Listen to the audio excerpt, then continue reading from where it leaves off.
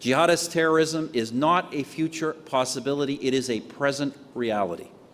Violent jihadism is not just a danger somewhere else, it seeks to harm us here in Canada, in our cities, and in our neighborhoods through horrific acts like deliberately driving a car at a defenseless man or shooting a soldier in the back as he stands on guard at a war memorial. Les Canadiens et les Canadiennes sont ciblés par les terroristes tout simplement parce que nous sommes Canadiens. Ils veulent nous faire du mal parce qu'ils détestent notre société et les valeurs qu'elle représente. Canadians are targeted by these terrorists for no other reason than that we are Canadians. They want to harm us because they hate our society and the values it represents, because they hate pluralism, they hate tolerance, and they hate the freedom of others, the freedom we enjoy. This legislation will make it a crime to advocate or promote terrorist attacks on Canadians. With the approval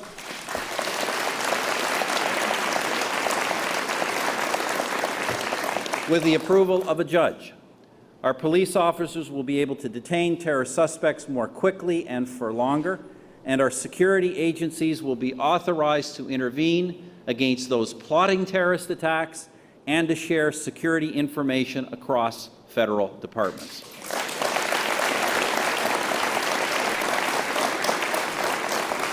This legislation will also strengthen the Passenger Protect program to ensure the safety of aircraft and the people who travel in them. And our authorities will be able to remove terrorist propaganda, often intended for recruitment purposes, from any Canadian-based website.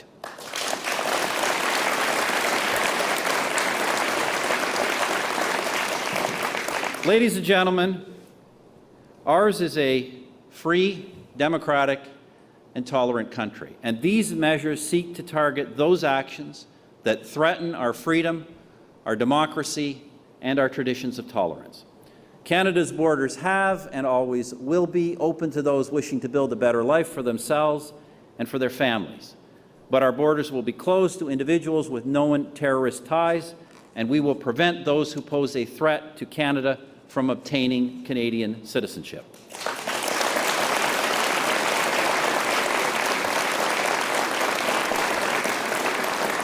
Ces nouvelles mesures ont été choisies soigneusement pour être vigoureuses et pratiques et accroître notre sécurité d'une manière qui renforce nos droits.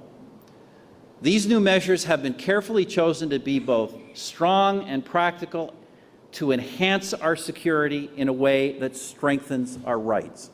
Through judicial oversight, these measures will protect the constitutional rights of Canadians, the rights of speech, association, and religion, among others, the rights that violent jihadists seek to destroy.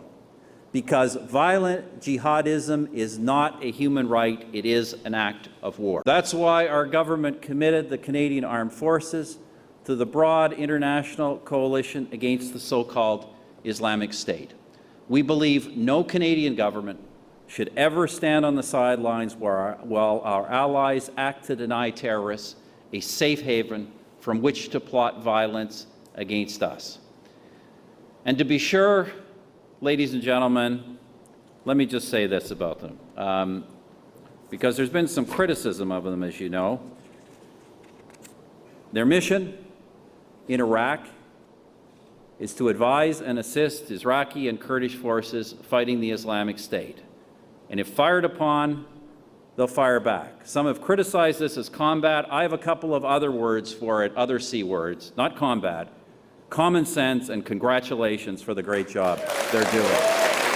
So, ladies and gentlemen, let me just close with this. This is the year 2015.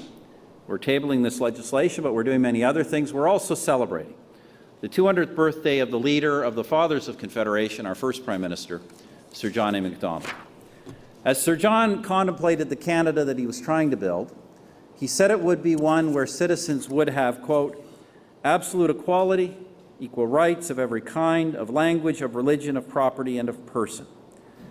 For the 150 years since, Canadian Prime Ministers have repeated this pledge. For example, in the words of Prime Minister John Diefenbaker, Canadians are free to speak without fear, free to worship in our own way, free to stand for what we think right, free to oppose what we believe wrong, and free to choose who shall govern our country. And not now, not ever, will we allow these rights and freedoms to be taken from us. Not